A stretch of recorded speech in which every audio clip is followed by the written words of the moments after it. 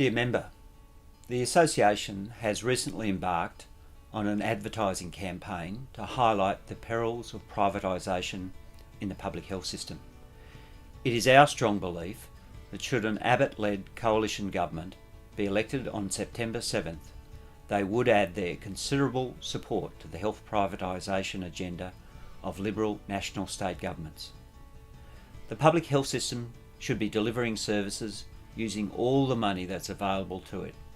It's about service delivery to our patients, not about delivering to shareholders or to organisations that want to use the money in areas other than health. The policy of the Association has and always will be that private health services are and should remain complementary to a viable and effective public health system. At annual conference, both this year and last, resolutions have been unanimously passed urging the Association to lobby against privatisation at both the state and federal levels. This is an imminent issue for us, and your delegates felt strongly that all the voices of our collective membership in the Association needed to be heard. The focus on profits above patient care and the erosion of public services is unacceptable to us as frontline healthcare providers. Example after example by coalition-led state governments show clearly that the privatisation of public health services is part of the Liberal National Party platform. Hospitals in Western Australia have already been privatised under Liberal-led governments, including Joondalup and the Peel hospitals, both managed by Ramsay Health Care. The Queensland Liberal National Party government is calling for private operators to run some services at a new children's hospital and to run all services at the Sunshine Coast University Hospital. The latter will be co-located with a private hospital and the campus will be managed by, yes, you guessed it, Ramsay Health Care, one of the country's largest private hospital operators. They reported a full-year net profit of $266.4 million, up 9.1% from a year earlier. And I quote the Managing Director, Chris Rex, in the BrisbaneTimes.com, 29 August. "We expect to progress our involvement in public-private collaborations given our significant experience in successfully operating these ventures." Well, history also shows us that the public-private partnership as a health economic model doesn't always work, and it's essentially flawed. The recent announcements from Western Australia, Queensland and New South Wales of public-private partnerships of hospitals should raise some serious concerns about the successful implementation of this model. The failed privatisations requiring public bailouts include Victoria's La Trobe Regional Hospital, Modbury Hospital in South Australia, New South Wales Port Macquarie Base Hospital and Queensland's first public-private partnership hospital, Robina. In New South Wales, the Northern Beaches Hospital will be built and operated by a private company or non-government organisation, with acute services relocated from Manly and Mona Vale hospitals. The media release from the Minister for Health can be found on our website. The expressions of interest have closed, but the shortlist of hospital operators won't be announced until next year. The New South Wales Government has also recently announced plans to privatise some community mental health services, starting with funding 2 pilot sites worth $1.8 million. Clearly, pilot programs are the way to quietly expand the privatised model and defund public services already in operation. Neither of these were spelt out in the state Liberal National Coalition policy before the last election. In the Liberal National Party Coalition Health Policy, released after our advertisements went to air, they have outlined a plan for an incremental change to our public health system.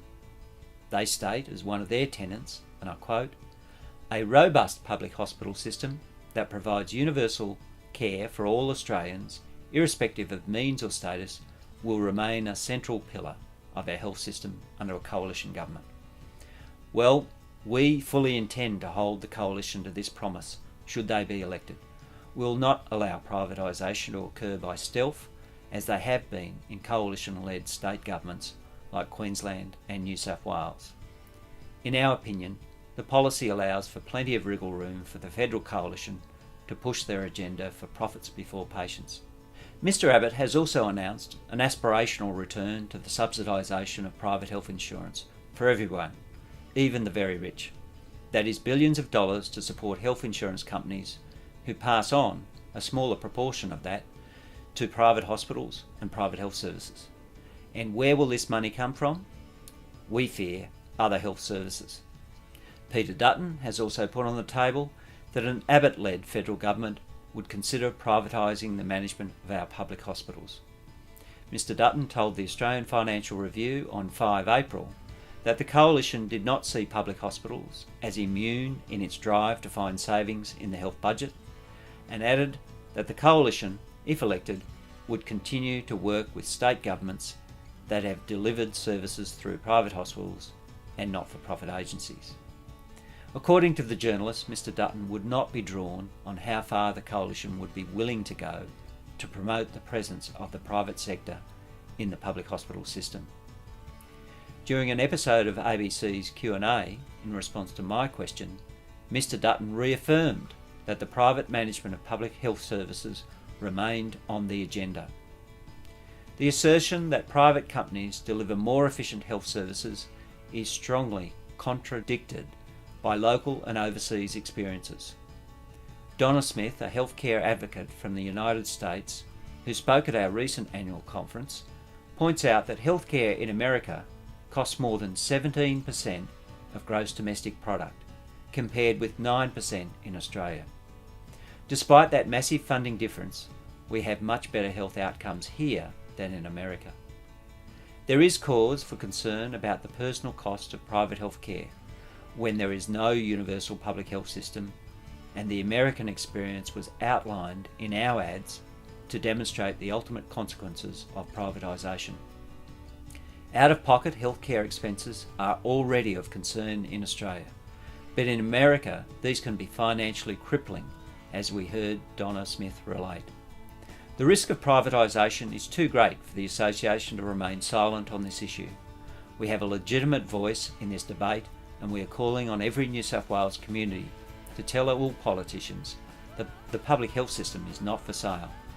We will not sit idly by while patient safety in the public health system is traded off in favour of private profits.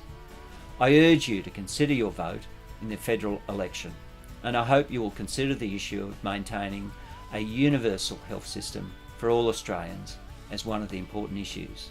Detailed information on all of the election issues, including protecting penalty rates and the current risk to aged care funding and wages, can be found on our website.